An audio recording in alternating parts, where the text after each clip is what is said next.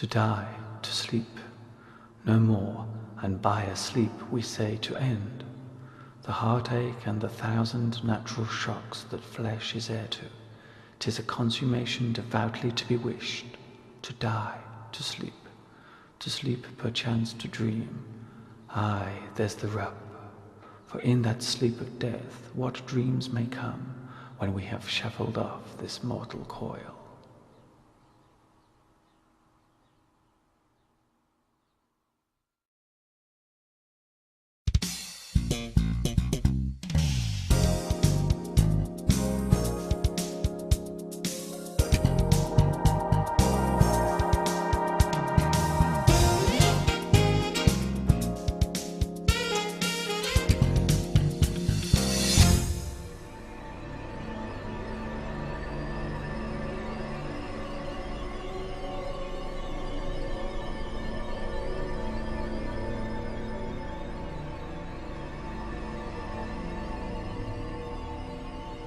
Hi everybody, this is Mr. Duncan in England. How are you today? Are you okay? I hope so. Are you happy? I hope so. In today's lesson, we're going to talk about a subject which is, for many people, very hard to accept. Death.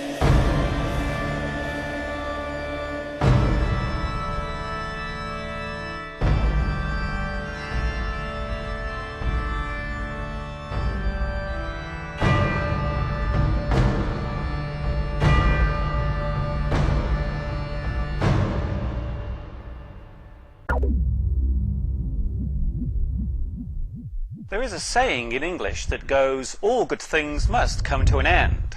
This phrase also covers our own lives. Just as we are born, so shall we die. It is an unstoppable or inevitable process, and for many humans, it is one which causes a great deal of distress. But why is this so?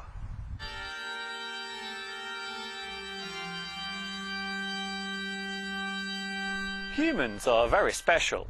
You and I have a unique ability of knowing that we are alive. We are self-aware. Our conscience tells us this during every waking moment. Right now, I know that I'm standing in a churchyard, surrounded by tombstones and graves. I'm aware of this, and I know it's happening. Humans are sentient beings. We learn more than just our basic instincts. We gather knowledge, and we are able to feel a wide range of emotions, such as happiness, sadness, loneliness, and fear. As we discussed in an earlier lesson, fear is a very strong emotion, and it can control many parts of our existence. We tend to be afraid of things that cannot be fully understood. Our fear of the unknown is probably the strongest of all our phobias.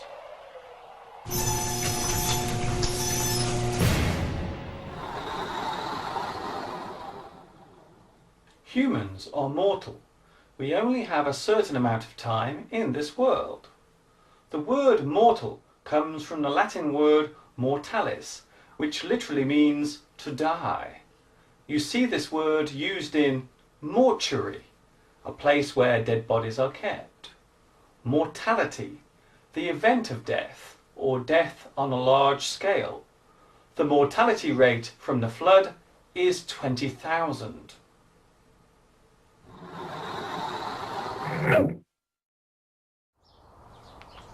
A dead person can generally be described as a corpse, body, or the deceased.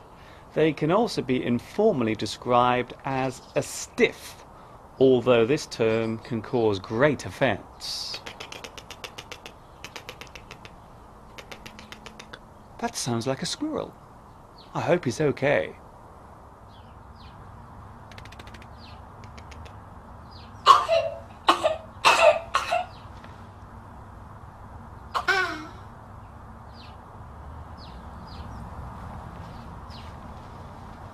After any animal dies, it will begin to rot or decompose. The cells will break down and be absorbed, for example, into the ground. Humans are organic. We are made of living material. So once we die, so do all the cells which make up our whole body.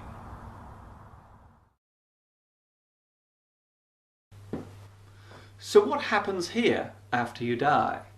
Normally your body will be taken to a cold place for storage, such as a mortuary.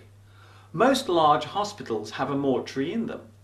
If your death cannot be explained, then someone will examine your body on both the outside and inside. This is called a post-mortem, which means after death. This procedure can also be called an autopsy. The person who carries out the examination is called a pathologist or coroner.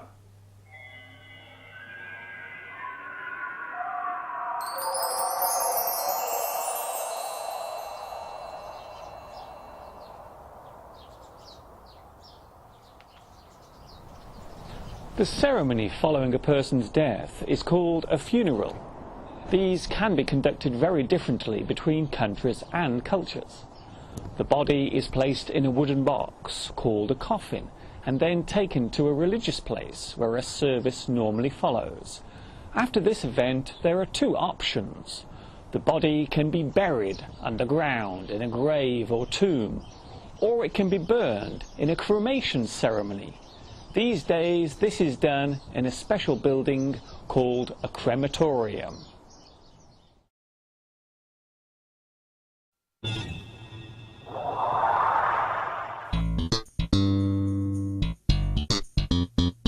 Do you ever think about dying? It's a funny subject, isn't it? I want to die in my sleep like my grandfather, not screaming and shouting like his passengers. Western cultures often make death into a humorous subject. We make jokes about dying and often laugh about it.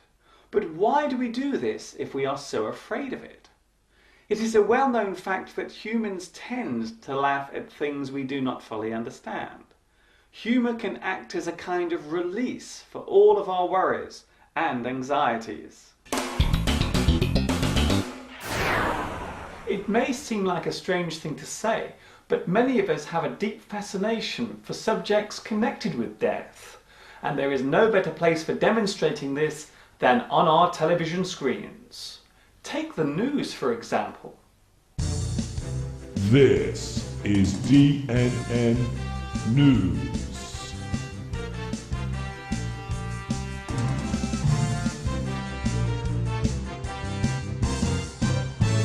Coming up tonight, man dies after terrible accident. We have exclusive video pictures of when it actually happened. These images will upset you, so be sure to stay tuned.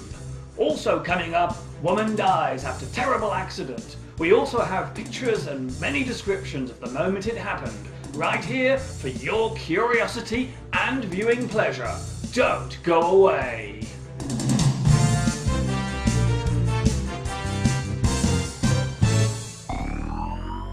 The subject of death and dying is often described as a taboo subject.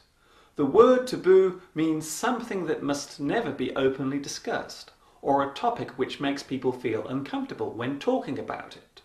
It may seem strange to some people, but there are situations where a person wants to die. They wish to end their life. We describe this person as suicidal. They may try to kill themselves. They want to commit suicide.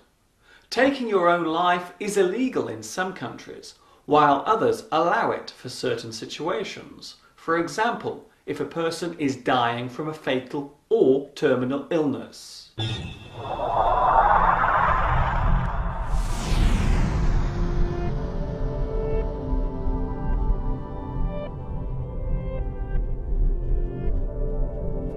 The belief of what happens after you die varies deeply between many groups of people. Some believe that our life force or spirit floats away to another place.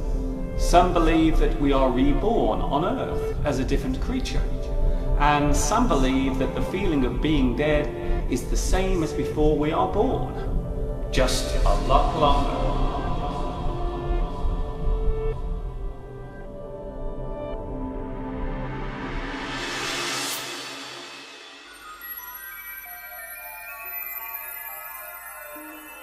Is it possible to be dead but still alive?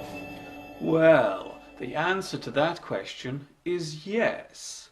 After a person dies, they will usually be pronounced legally dead. This means that they have no chance of being brought back to life or resuscitated. However, in other situations, the heart can continue beating after the brain has stopped functioning. This is classed as brain death. Sadly, there is no chance of the person ever recovering.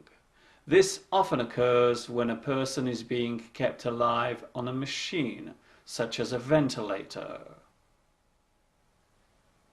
A person can also be classed as clinically dead. This means that the blood supply has stopped flowing, the heartbeat and breathing has ceased, and there is no visible sign of life. This type of death can be reversed, and it is possible for a person to be brought back to life if it is done quickly enough. Clinical death lasting longer than 3 minutes will normally result in serious and irreversible brain damage. It would be fair to say that death is more of a process rather than just one definite event. The theme of death has been used very often in many forms of literature. The playwright William Shakespeare and authors Charles Dickens and Edgar Allan Poe at some point would use death as a way of studying the human condition and our own morbid fascination with dying.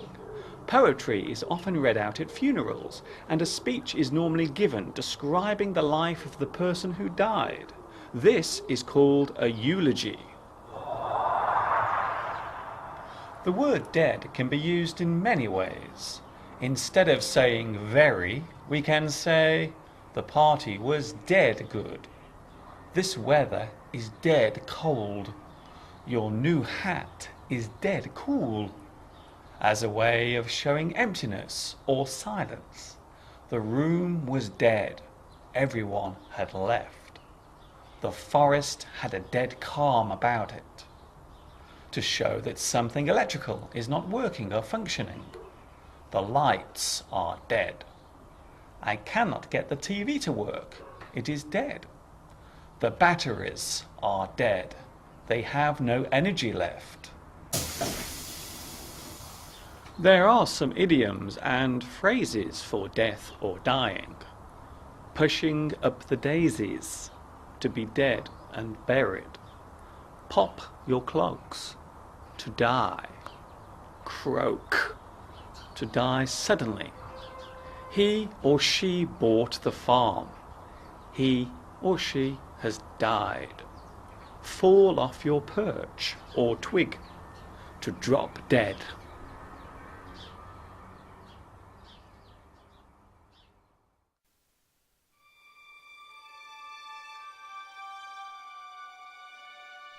It is a fact of life that one day I will be dead, and so will you. There is nothing we can do to stop this. However, we can make the most of our time on this earth. Doing something useful with our time here can help others, and it also gives us a sense of purpose, and our life some meaning. You only live once. This is not a rehearsal. Life is like a big performance, and once the curtain has come down on it, there will be no encore.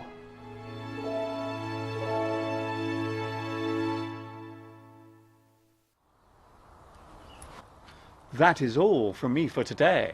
I wish you all good health, stay in the pink, live long and prosper.